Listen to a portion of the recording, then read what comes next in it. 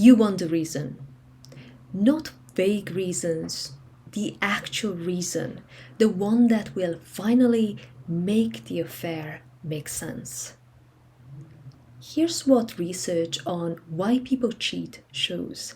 When you look at the motives behind infidelity, they usually break down into a handful of categories: anger or a desire to get even, feeling neglected in the relationship, simple opportunity combined with poor impulse control, and a search for something the relationship isn't providing, whether that's attention, novelty, or validation.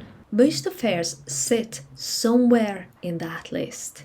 Very few are singular, deep, unrepeatable explanations people are looking for. I know you're not searching for a category.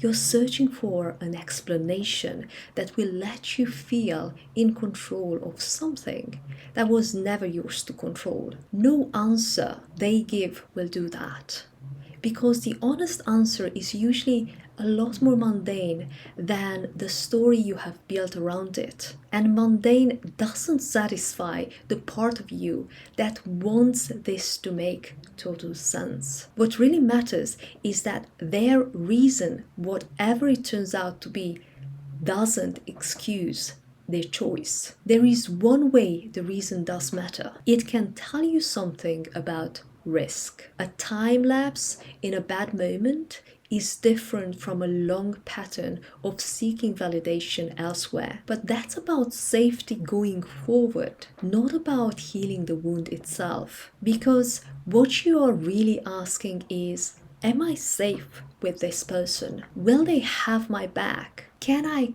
trust and commit to them again?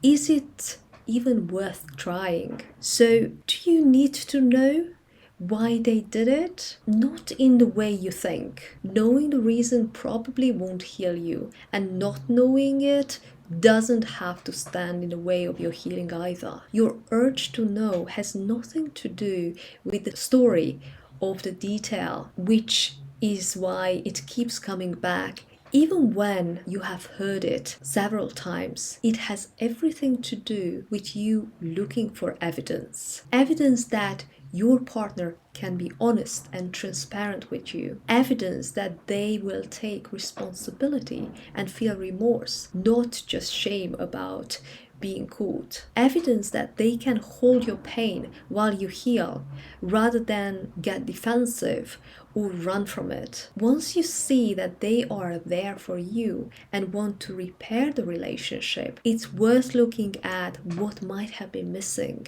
so that you can prioritize it now. But the goal isn't to right a wrong. It's to build a strong, fulfilling romantic life together. That's future oriented, not past oriented. Ask your questions. Just don't expect the answer to be the key that unlocks your recovery.